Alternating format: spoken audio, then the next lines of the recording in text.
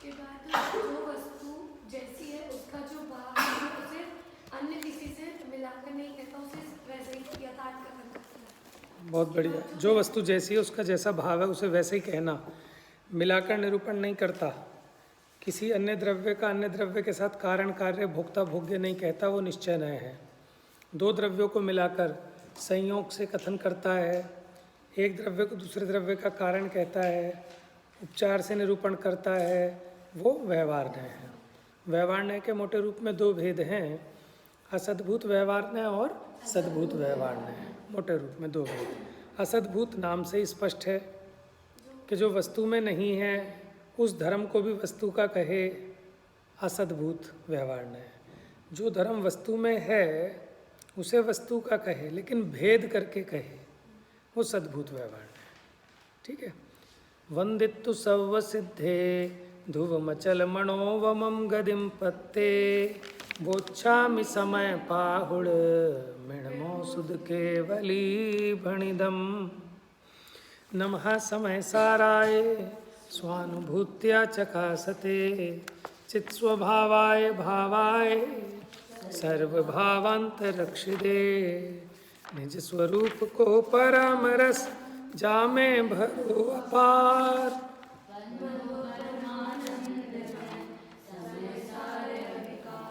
देखो 39 से 43 नंबर तक की गाथाओं में जो परात्मवादी हैं, जो आत्मा को नहीं जानते, वो आत्मा को कैसा मानते हैं, उन मिथ्या मान्यताओं को बताया और वो ऐसा क्यों मानते हैं उनका हेतु भी बताया।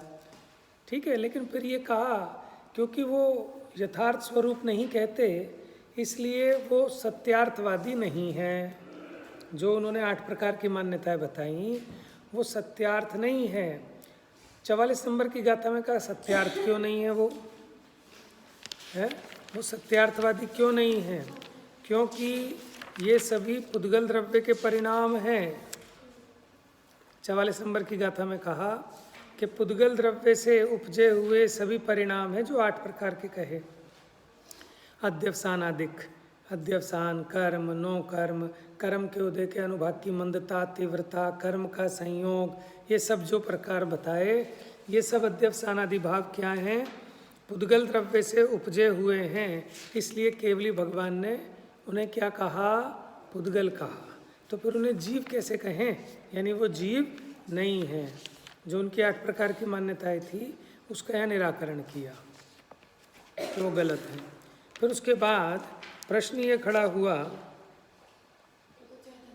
लेकिन ये तो चैतन्य के भाव जैसे लगते हैं, ऐसे प्रतिभाषित होते हैं, तो उन्हें पुद्गल के स्वभाव क्यों कहते हो।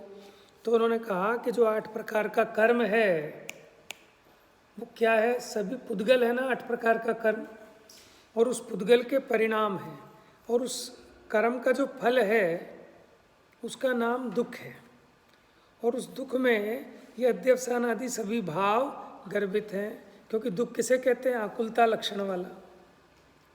तो आकुलता लक्षण में ये सब अध्यवसान आदि भाव समाविष्ट हो जाते हैं, इसलिए ये भाव चेतन नहीं है, कर्मजन्य है, पुद्गल के परिणाममय है। ठीक है। फिर अच्छा 46 नंबर की गाथा खड़ी हुई कि अगर वे पुद्गल के स्वभाव हैं तो जिनागम में उन्हें जीव रूप क्यों कहा गया। कहा गया ना कि जीव के राग आदि हैं, है? ये कर्म जीव का है, जीव का शरीर है, ऐसा क्यों कहा।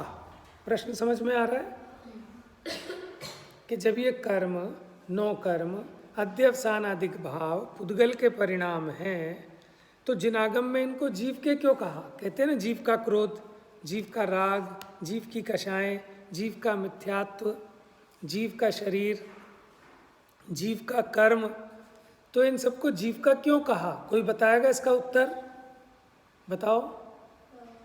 व्यवहार दिखला दिया, ये किस लिए, व्यवहार दिखला दिया।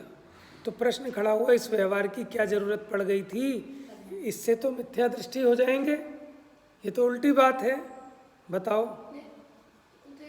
पूछना नहीं, भी बताना है, पूछना बाद में। हाँ बोलो बोलो।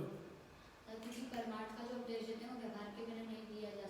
एक पॉइंट, क्योंकि परमार्थ का उपदेश व्यवहार के बिना संभव नहीं है, इसलिए परमार्थ जीव को कैसे समझाएं? तो फिर उसे व्यवहार के द्वारा समझाया कि शरीर वाला जीव है, कर्म वाला जीव है, अध्यवसान आदि वाला जीव है। दूसरा पॉइंट बताएगा कोई? जैसे मलेच्छ को मलेच्छ भाषा में नहीं नहीं, तो वही बात होगी। दूसरा पॉइंट कह रहा हूँ। धर्म की हाँ, कि व्यवहार क्यों जरूरी है, ऐसी क्या जरूरत थी? तो दूसरा ये है कि व्यवहार के द्वारा ही धर्म तीर्थ का प्रवर्तन होता है। बात वही है, क्योंकि उसके बिना भगवान की जो दिव्य देशना है वो कैसे चलेगी? उपदेश कैसे दिया जा सकता है? उपदेश नहीं दिया जाएगा। और अभी इसका और खुलासा करेंगे। हाँ पूछो। इसमें एक पॉइंट ये आ सकता है कि इनमें कहा कि जिन पे तो ये मिथ्यात्व हुआ, इसमें ये पॉइंट लिख सकते हैं कि जो जो ग्रंथ में वाणी है, ये सर्वज्ञ भगवान की और सर्वज्ञ भगवान के वितरागी होते हैं, तो वो रागद्वेष का उपदेश देंगे नहीं, तो जिन वाणी में मिथ्यात्व कैसे?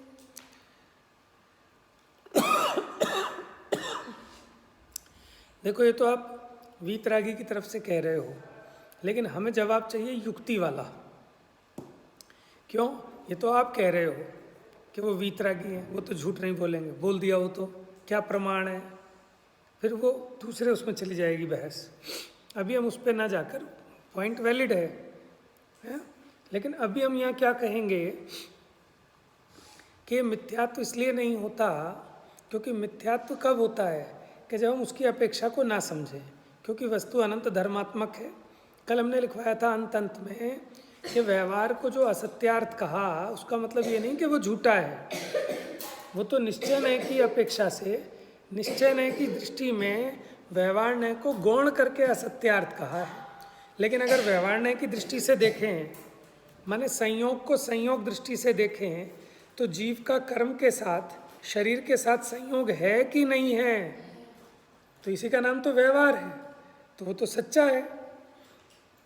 आज हम थोड़ा आगे बढ़ेंगे। अगर हम एकांत से ये व्यवहार को माने ही नहीं, कि जीव का कर्म के साथ संयोग भी ना माने, तो फिर कर्म के अभाव का उपदेश भी नहीं दिया जा सकता, बंध का भी अभाव ठहरेगा। और जब बंध ही नहीं है जीव को, तो फिर बंध के अभाव पूर्वक होने वाली मुक्ति भी कैसे होगी? बात समझ में आ रही है? अभी लिखा दूंगा, ठीक है ना। एक तो बंध का अभाव ठहरेगा, अगर व्यवहार से भी जीव को कर्म नो कर्म का संबंध ना माना जाए, हाँ, तो फिर ये जीव कर्म बंध से रहित सिद्ध होगा सर्वथा।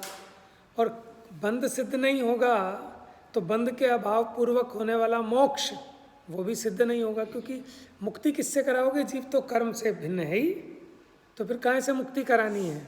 ये जीव अध्यवसान आदि से भिन्न तो है ही, तो फिर काहे से मुक्ति होनी है? तो इसलिए व्यवहार और मोक्ष का भी अभाव ठहरेगा। दूसरा कि जब शरीर और आत्मा अलग अलग हैं, ठीक है, और अगर हम इसे सर्वथा अलग अलग माने, एकांत से संयोग भी ना माने, तो जैसे भस्म को मसल देने पर, मिट्टी को, राख को मसल देने पर हिंसा नहीं होती। देखो अंतर है, मिट्टी को मसल देने पे तो हिंसा होती है, लेकिन राख को मसलने पर हिंसा नहीं होती। क्यों पता है आपको? क्योंकि मिट्टी में पृथ्वी का एक जीव है, और जो राख है ना, राख, इसीलिए जो राख है वो शुद्ध मानी गई है।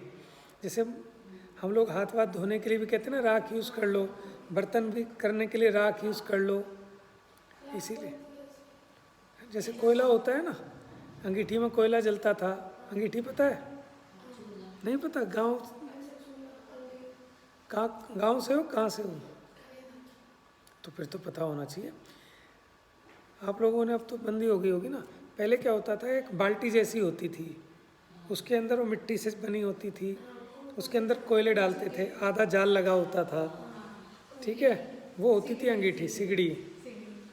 समझ में? कोयले उसमें जलने में टाइम लगता था ना, तो वो अंगीठी रख देते थे लगा के, और पूरे दिन चालू रहती थी। बस जब काम करना हो फूंक मार ली तो तेज़ हो गई, तो उससे क्या, वो जल जल के नीचे जो गिर गिर कर राख इकट्ठी हो जाती थी, वो राख को काम ले लेते थे बर्तन आदि मांजने में। खैर, अपने को भी उस पॉइंट पे नहीं जाना। आचार्य देव ने जो है राग का उदाहरण दिया कि जैसे भस्म को मसल देने पर हिंसा नहीं होती, उसी प्रकार चींटी आदि जो त्रस जीव हैं इनको मसल देने पर भी हिंसा नहीं ठहरेगी। क्यों?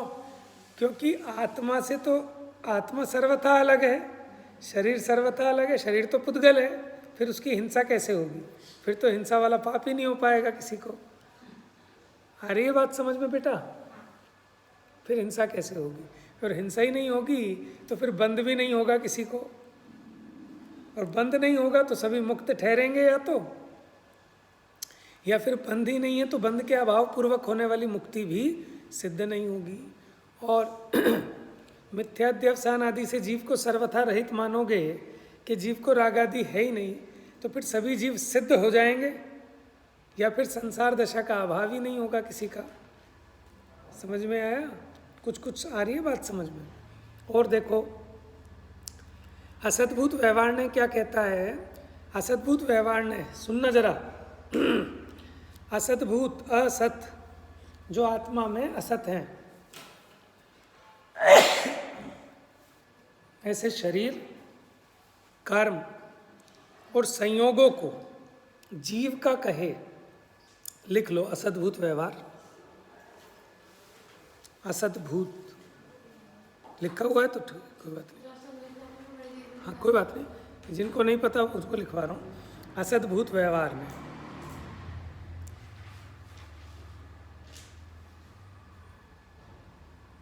जो भाव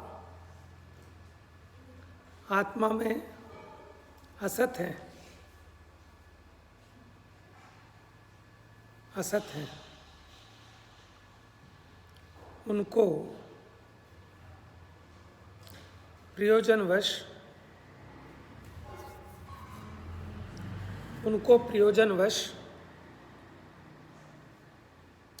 आत्मा का कहना। नेक्स्ट पॉइंट लिखो इसमें, और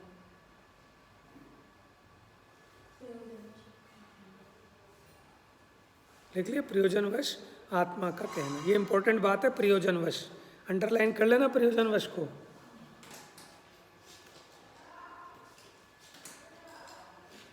ठीक है जी? इसी के नीचे अब दूसरा पॉइंट लिखो इसी का, व्यवहार का ही। यह भेद में अभेद करता है, यह भेद में अभेद करता है, अर्थात माने सुनो सुनो सुनो, आगे लिखो, ये दो का एक कहता है, यह दो का एक कहता है। जहाँ आपने करता है लिखा है ना, वो लिख लेना कहता है। क्या लिखाया था आपको पहले? है? हाँ, वो ये लिख लेना, भेद को अभेद कहता है।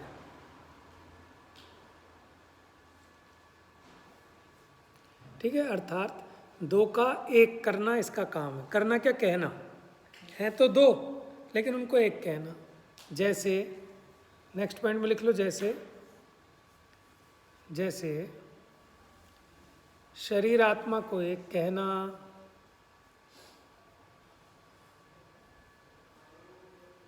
हैं दो, शरीर अलग आत्मा अलग, समझ रहे हैं? वो पुद्गल है, चेतन है, लेकिन इन दो को एक कहता है। जैसे मनुष्य जीव, नारकी जीव, गोरा जीव, काला जीव, मोटा जीव, पतला जीव, समझे? बात समझ में आ गई? सद्भूत की। अब लिखो सद्भूत, सद्भूत व्यवहार ने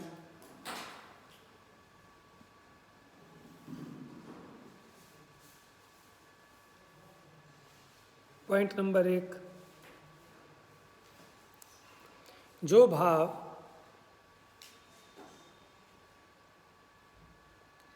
आत्मा की सत्ता में है,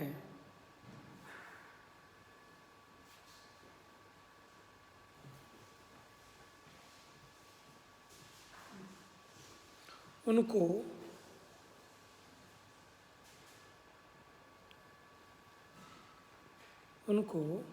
भेद करके आत्मा के कहना,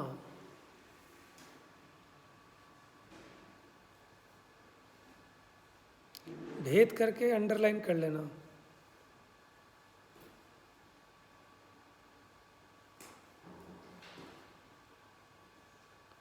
अब आपका प्रश्न ये होना चाहिए, सद्भूत है, जिन भावों की आत्मा में सत्ता है उन्हीं भावों को तो आत्मा का कह रहा है।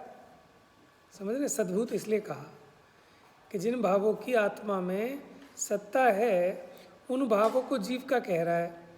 तो फिर व्यवहार क्यों है? क्योंकि भेद करके कह रहा है। जैसे आत्मा राग रूप परिणमित हुआ, लेकिन आत्मा और राग में भेद करके कहता है। जैसे आत्मा का राग, समझ में आया? ये तो निश्चय, शुद्ध निश्चय का कथन है। आत्मा का राग, ठीक है, ये तो अशुद्ध भाव कह दिया। अब जैसे आत्मा का ज्ञान, ये सब इसका वो आएगा। पॉइंट नंबर 2 लिखो, यह है अभेद को भेद रूप करके कहता है।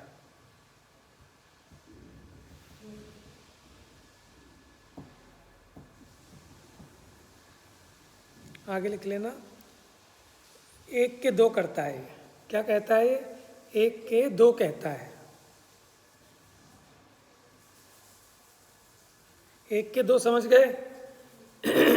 आत्मा एक पूरा अभेद है अपने द्रव्य भाव सहित, लेकिन उनमें कैसे भेद करता है। अब नेक्स्ट तीसरा पॉइंट लिखो, जैसे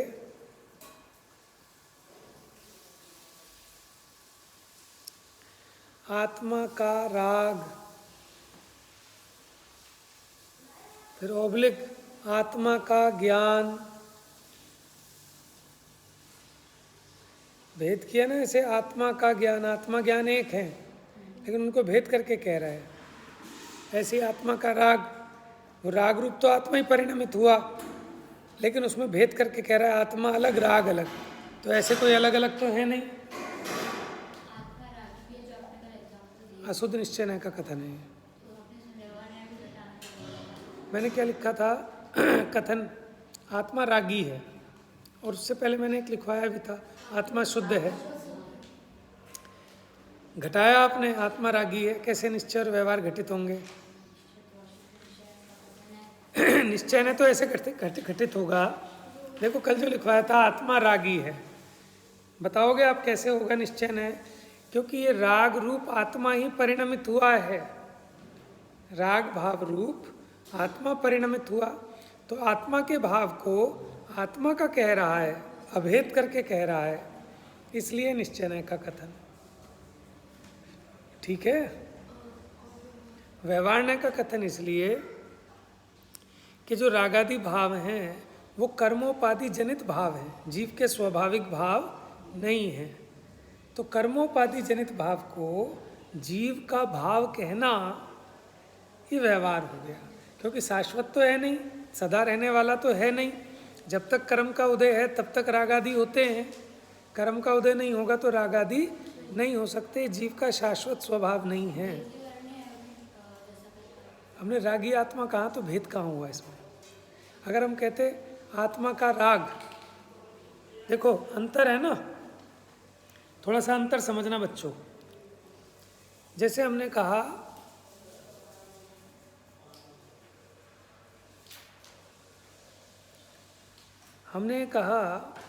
कि सब्जी वाला, सुनना जरा एक मिनट। हमने कहा सब्जी वाला, तो भेद खड़ा हो गया। नहीं, सब्जी अलग है और ये व्यक्ति अलग है जो सब्जी बेचता है। ऐसे हमने आत्मा को कहा आत्मा राग वाला है, तो भेद खड़ा हुआ, राग अलग चीज, राग के संयोग से ये आत्मा राग वाला कहलाया। अथवा हम कहें आत्मा का राग, तो आत्मा अलग और राग अलग, ऐसा भेद खड़ा किया। लेकिन जब हम कहते हैं कि रागी आत्मा, यानी वो आत्मा, अथवा हम ये कहें रागी, हे रागी, हे ज्ञानी, ये अभेद कथन हुआ। और हम कहें हे ज्ञान वाले जीव, है ना, तो ये भेद हो गया कथन में। आ रहा है आपको समझ में? जहाँ काके की लगता है वहाँ वो भेद होता है कि राम का घर, यानी राम अलग है, घर अलग है। ठीक है? ऐसे ही आत्मा का राग, और ये व्यवहार हो गया। ऐसे नहीं है जैसे घर अलग है ऐसे राग अलग नहीं है। तो जो हमने कहा रागी, क्योंकि आत्मा ही राग रूप परिणमित हुआ, इसलिए उसको क्या कहा, रागी। चलो ये तो फिर निश्चय व्यवहार में देखेंगे, ज़्यादा मीमांसा भी यहाँ नहीं करनी इसकी। पढ़ा है आपने नए चक्र?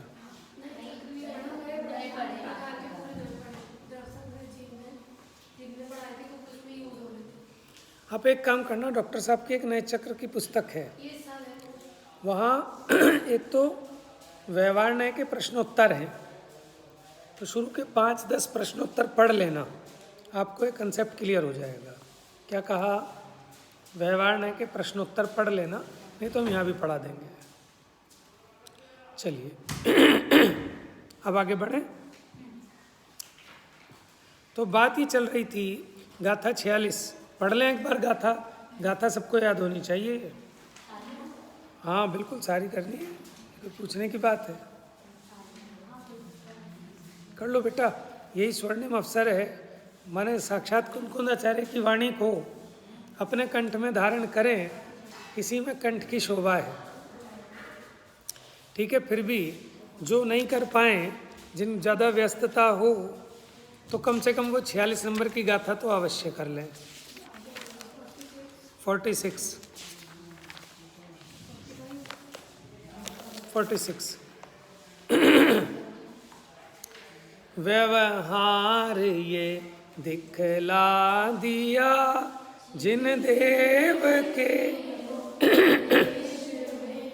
ये सर्व अध्यवसान आदिक भाव को जह जीव कहे।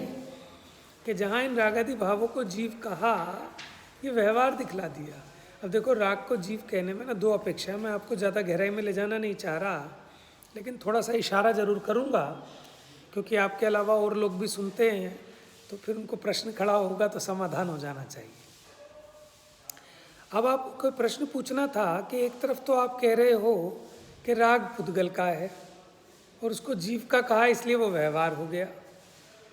क्या कहा, राग पुद्गल का है, उसको जीव का कहा तो वो व्यवहार हो गया। तो फिर तो वो असद्भूत में आना चाहिए। सद्भूत में क्यों ले रहे हो? क्योंकि सद्भूत में तो जो जीव के भाव हैं उन्हें जीव का कहे, लेकिन भेद करके कहे। कोई दे पाएगा इसका समाधान? प्रश्न समझ में आया? सुनो, राग जीव का परिणाम है कि पुद्गल का? एक गाथा 87 पढ़ाई थी आपको, 87 निकाल कर, कि उसमें बताया था ना, राग भी दो प्रकार का है, जीवगत अजीवगत। लिखा था कहीं, भूल गए? रेफरेंस लिखा था गाथा 87। ये अध्यवसान भी दो प्रकार के हैं। देखो कैसे दो प्रकार के हैं, कि कर्म के उदय का जो परिपाक है वो है दुख, उसका दुख नाम प्रसिद्ध है। ध्यान से सुनना बच्चों, मैं आपको बिल्कुल हाई डोज दे रहा हूँ, मैं आपको सस्ते में नहीं निपटा रहा।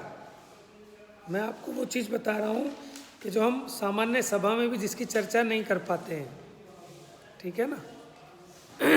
ये वो बात है जिन पे 8-10 विद्वान बैठे हैं और गोष्ठी करें। तो क्या कहा, प्रश्न ये खड़ा हुआ कि जो रागादिक हैं, अभी यहाँ का ना पुद्गल के परिणाम है, पुद्गल से जनित है अध्यवसानादिक भाव, इसलिए पुद्गल के हैं। तो फिर जीव के क्यों कहा? तो वो कहते हैं व्यवहार दिखला दिया। तो अब ये कौन सा व्यवहार होगा कि जो पुद्गल जनित रागादिक हैं उसको जीव का कहे? वो सद्भूत व्यवहार होगा कि असद्भूत व्यवहार होगा? हैं तो पुद्गल के, और उसे जीव का कहे, सद्भूत कैसे होगा? असद्भूत होगा वो। जैसे शरीर पौद्गलिक है, कर्म पौद्गलिक हैं, इनको जीव का कहे वो असद्भूत है। लिखवा है ना, जिसकी आत्मा में सत्ता नहीं है उसे जीव का कहे, दो का एक करे, वो असद्भूत है। असत जिसकी सत्ता आत्मा में नहीं है वो असद्भूत, और सद्भूत जिसकी सत्ता है उसे उसकी कहे, लेकिन भेद करके कहे। तो आपका प्रश्न ये खड़ा होना चाहिए पहले तो मैं आपसे पूछ रहा हूँ, तो जो पौद्गलिक रागादिक हैं, इनको जीव का कहे आपकी बुद्धि के हिसाब से कौन से उसमें जाने चाहिए? सद्भूत में जाएंगे कि असद्भूत में जाएंगे? पौद्गलिक रागादिक को जीव का कहना पौद्गलिक रागादिक असद्भूत में जानी चाहिए। समझ में आ रही है आपको बात? क्यों? क्योंकि वो पुद्गल के आत्मा में सत्ता नहीं है उसकी। लेकिन आत्मा में भी उसी काल में रागादिक भाव होते हैं। जैसे कर्म के उदय का विपाक, उसका दुख नाम प्रसिद्ध है। तो दुख तो कर्म के उदय का विपाक है, लेकिन जीव को जो होता है वो है दुखानुभव। क्या है? बात समझ में आ रही है? पुद्गल को दुखानुभव नहीं होता। लिखो जरा एक लाइन, कर्म के उदय का विपाक, जल्दी लिखो बच्चों, कर्म के उदय का विपाक। लेकिन ये चीज़ें ना समझ में नहीं आएंगी किसी को। अगर कोई आपके नोट्स पढ़ेगा वो कहेगा कहाँ भैया, कहाँ क्या लिख लिया आपने? आपको समझाना पड़ेगा ढंग से, ये आपकी जिम्मेदारी है, नहीं तो जूते पड़ेंगे मुझे। ठीक है? होता क्या है कि कोई चीज़ को समझाने के लिए स्टेप बाय स्टेप हम लेके आते हैं, तब वो बात समझ में आती है। और ऐसे ही कोई पढ़े कि आप कह रहे हो रागादिक पौद्गल के हैं, कि रागादिक असद्भुत व्यवहार में भी जाने चाहिए, तो समझ में नहीं आएगी ना किसी को। समझ में आया? लेकिन अच्छा है, रिकॉर्ड हो रहा है, तो कल को कि हम प्रूफ है कि भाई ये उसका लॉजिक क्या दिया है हमने। क्योंकि कई बार ना आप लोग गड़बड़ कर जाते हैं और फिर जब फंस जाते हैं प्रवचन में, तो मनोज भैया ने ऐसे ही पढ़ाया था। समझ में अंतर होता है उस बात को किस तरह स्पष्ट किया जाए, वही बात है। लेकिन अगर आप उसको ढंग से स्पष्ट करोगे, तर्क से, युक्ति से, जिनागम से, तो वो बात सर्वमान्य होगी। वहाँ बैठो ना तो युक्ति सारी चली जाती है, डर चली जाती है, मैं कह रहा हूँ आ जाती है। जब हम यहाँ बैठते हैं, अभी मैं जब यहाँ से नहीं होता तो मेरे को समझ में नहीं आता क्या लेना है, कैसे समझाऊंगा, क्या करूँगा, कुछ नहीं पता।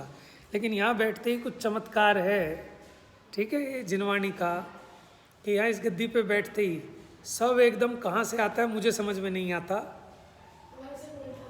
नहीं, वो शुरू में होता है, शुरू में होता है। लेकिन जब आप सहज हो जाएंगे ना, देखो जब दो बात है, जब आप इस रस में भीगते हैं तो अंदर से अपने आप आएगा सब कुछ। लेकिन जब हम इस रस में डूबे नहीं, हमारा लक्ष्य दूसरा रहता है। क्या रहता है? कि सामने वालों को अच्छा लगे, ये सब बोझा रहता है ना सर पे। इसीलिए मैं कभी किसी गोष्ठी में पार्टिसिपेट नहीं करता, ठीक है? मैं कभी मंच पे नहीं बोलता। क्यों? मेरे में वो कैपेबिलिटी है नहीं, और मैं वो पैदा भी नहीं करना चाहता। क्योंकि उसमें क्या है कि उसमें मुझे बड़ी असहजता होती है। कोई मुझे कहे ना कि साहब आपको प्रवचन करना है, यहाँ पे प्रोग्राम है, मैं नहीं कर सकता। क्यों? कि वहाँ हमारे सर पे प्रेशर आ जाता है कि भाई ये सब लोग हैं, इनको अच्छा भी लगना चाहिए। अच्छा क्यों लगे ना लगे वो उनकी जिम्मेदारी है, हम तो तत्व की बात करेंगे। अच्छी लगे तो ठीक, नहीं, लेकिन एक प्रेशर आता है। अब उसके पीछे समझ लो, या तो हमारी भी मान कसाए है, हमें लगता है कि हमारा प्रवचन अच्छा होना चाहिए। तो जब वो बोझा सर पे रखा होता है, आकुलता होती है, तो इसका अर्थ समझ में नहीं आएगा आपको, जीरो हो जाओगे बिल्कुल। और जब आप वो सारी कषायों का बोझा वहाँ छोड़ के आओगे, अब यहाँ मुझे कोई कषाय नहीं है, मुझे ये नहीं है कि अच्छा लगे, ठीक है, मेरी प्रशंसा हो, आप ताली बजाएं, मेरा ये कोई लक्ष्य नहीं है। मैं तो अपना आनंद ले रहा हूँ और मुझे मज़ा आता है इसमें, तो अर्थ अपने आप भाषित होता है। आपको जब भी मज़ा आएगा, आप अपने स्वांत सुखाए करेंगे, तो आपको जिनवाणी का रहस्य अच्छे से समझ में आएगा। और जब आपकी दृष्टि दूसरे पर होगी कि ये तारीफ करें, हैं, दूसरी चीज़ पर, समझ गए ना, मान कषाय के पोषण पर होगी, तो आपको जिनवाणी का साचा अर्थ दिखाई नहीं देगा, ख्याल में ही नहीं आएगा। क्यों? कि इसके लिए विशुद्धि चाहिए, और उससे अपनी विशुद्धि का घात होता है। समझ में? प्रेशर होता है ना एक पब्लिक का। अब हमें तो आदत है 4-5 लोगों में स्वाध्याय करने की, तो हमें बड़ा मज़ा आता है। जिस दिन कम लोग होते हैं उस दिन बहुत ज़्यादा मज़ा आता है हमको, क्योंकि हम गहरी से गहरी बात कर सकते हैं। और बोझा नहीं है कि किसी के एक्सप्रेशन ऐसे आ रहे होते हैं, किसी के ऐसे कोई सोता है, इसका मतलब उसको रुचि नहीं है, उसको समझ में नहीं आ रहा, तो फिर हमें डोज को हल्का करना पड़ता है, उदाहरण देने पड़ते हैं इधर उधर के। लेकिन कोई सजग जीव, बिल्कुल गहरी रुचि वाला, जो हमारे साथ साथ दौड़े, ऐसा जीव हो तो अपने स्वाध्याय में मज़ा आता है। समझ में आया? कभी भीड़ की तरफ जिंदगी में आकर्षित नहीं होना। भीड़ भीड़ भीड़ कि ज़्यादा भीड़ है तो हम सक्सेसफुल हैं, कि भीड़ से सत्य का निर्णय नहीं होता। जितने बाबा आज जेल में बंद हैं, ठीक है, आज भी उनकी तस्वीर रख के लाखों की भीड़ इकट्ठी होती है। समझ में? नरकों में भीड़ ही भीड़ है, तो भीड़ से सत्य का निर्णय नहीं होता। एक वक्ता थे, वो 2 वक्ता और 1 श्रोता। समझ में आया? हमें शिक्षा लेनी चाहिए। हम क्या चाहते हैं कि मैं अकेला वक्ता हूँ तो 1000 की सभा होगी तब मैं कुछ बोलूँगा, तो हमें अपेक्षा ये तो अपना काम चले। एक व्यक्ति चाहिए और कि जिसके माध्यम से, जिसके निमित्त से हम इस तत्व का, आप अपने नगर में जाएंगे, हो सकता है कि आपको एक ही अम्मा जी मिले, वो भी कम सुनती हों कान से, कि अब आपको लगे ना कि हम किसे स्वाध्याय सुनाएं, किसके निमित्त से स्वाध्याय करें। लेकिन आप घबराना नहीं, एक भी योग्य जीव मिल जाए तो अपनी शास्त्र सभा जरूर चलाना, और दूसरे के लिए नहीं चलानी अपने। अब मैं 6 बजे आता हूँ, मैंने लेट हो जाता हूँ। आप सोच रहे होंगे 6 बजे कैसे गप मार रहे हो आप, तो मैं आपके लिए नहीं आता, क्योंकि मुझे बहुत लाभ होता है। मेरा अपना सुबह सुबह अच्छा चिंतन हो जाता है आप लोगों के निमित्त से। तो हमें ऐसी दृष्टि रखनी चाहिए, अपने लाभ को सर्वोपरि, फिर उसमें अगर सहजता में दूसरे का लाभ होता है तो वेल एंड गुड है। क्यों? अगर नहीं होगा, नहीं मानोगे तो मुझे भी कोई कसाई नहीं है, क्योंकि मेरे को ज़्यादा अपेक्षा ही नहीं है। और मुझे अपेक्षा होगी, मैंने पढ़ा, तुमने आज नहीं पढ़ा, कैसे याद नहीं किया, ये तो मेरी बेइज्जती हो गई, तो दुखी हो जाएगा जी। 1 मिनट, अभी अपने क्वेश्चन को संभाल के रखना। तो ये सब बातें कहाँ से आई? ये बातें यहाँ से आई, वो पॉइंट छूट जाएगा ना जिस पे से हम अंदर आए हैं, कि जो रागादिक हैं, जिनको पौद्गलिक कहा जा रहा है, कर्म जनित हैं, पुद्गल के परिणाम हैं, उनकी तो सत्ता आत्मा में है नहीं, वो तो असद्भूत है, ठीक है। लेकिन उसी समय में आत्मा, वो जो दुख है ना, कर्म का परिपाक, अभी मैंने लिखवाया ना, क्या लिखा आपने? वह दुख है, वह दुख है, पौद्गलिक है, कोमा पौद्गलिक है। लिखो बेटा, पौद्गलिक है। क्वेश्चन बहुत करती हो तुम, अभी लिखो तो फिर छूट जाएगी ना बात। दुख है, कोमा पौद्गलिक है, जबकि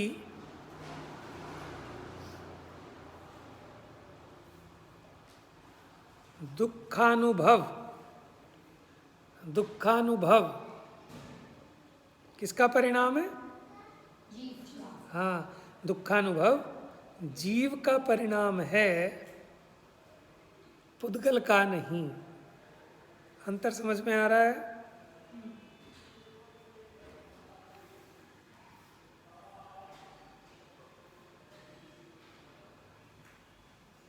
उदाहरण लिखवाओ इसके लिए, नीचे लिखो उदाहरण। जैसे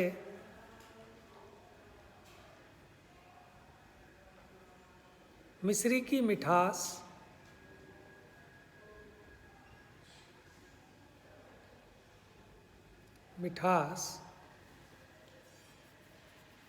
किसका परिणाम है? मिश्री की मिठास पौद्गलिक है,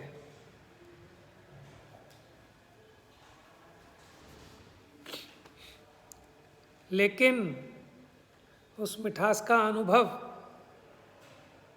ब्रैकेट में लिखना स्वाद, मिठास का अनुभव, स्वाद जीव का परिणाम है। एक दिन तिखास से समझाया था ना, मिर्ची की तिखास से। कुछ कुछ उतर रही है आपके?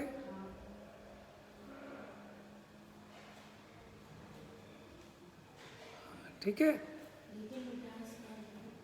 हाँ बताओ क्या है? जीव का परिणाम है, क्योंकि अनुभव, क्योंकि पुद्गल उसका अनुभव नहीं करता, कर्म दुख का अनुभव नहीं करता, दुख का अनुभव तो जीव करता है। तो उसी प्रकार रागादिक वो तो पौद्गलिक हैं, लेकिन वो जो पौद्गलिक है उन रागादि के अनुभव रूप जीव परिणमित होता है अपने भ्रम से, अपने अज्ञान से।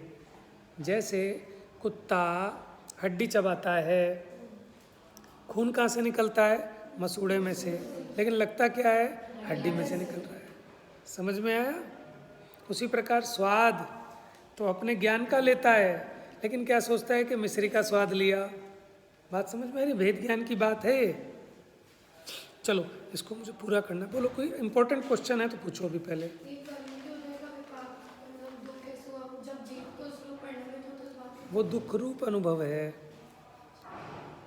देखो अभी आपको बताया ना मिश्री, उसका जो स्वाद, वो मिश्री की जो मिठास है वो पुद्गल है, लेकिन मिठास तो जीव लेता है, तो भ्रम से लेता है। वास्तव में तो अपने ज्ञान रूप परिणमित होता है, लेकिन क्या मानता है कि मैंने मिश्री का स्वाद लिया। समझ रहे हैं? ऐसे ही अज्ञानी रागादि का स्वरूप न जानने से उन रागादि को अपना स्वभाव मानता है, पुद्गल और चेतन में भेद ज्ञान नहीं करता। इसलिए जैसे कुत्ता ये मानता है कि हड्डी में से खून आ रहा है, ऐसे ही अज्ञानी को क्या लगता है कि वो पुद्गल मुजरूप है, मैं ही इसका अनुभव कर रहा हूँ, ये मेरे में से ही आ रहा है। समझ में? चलो इसको पूरा करना था, ये बहुत इंपॉर्टेंट बात थी व्यवहार न्याय की। असद्भुत सद्भुत लिखवा दिया आपको, और ये भी मैंने थोड़ा सा बता दिया, आप जरूर लिख लेना इन पॉइंट्स को। ये देखो इसमें पढ़ते हैं, टीका में आ जाओ। यदि व्यवहार न्याय ना बताया जाए तो, मिल गया भाषा टीका में, बीच की 5वीं 6ठी लाइन है। बेटा पेज नंबर बोलना, आपके ग्रंथ में क्या है पेज नंबर? 96 है ना, मिल गया। यदि यह व्यवहार न्याय ना बताया जाए, क्योंकि पीछे कहा था ना कि अपरमार्थभूत है, असत्यार्थ है, फिर भी धर्म तीर्थ की प्रवृत्ति करने के लिए वो व्यवहार न्याय बतलाना न्याय संगत ही है।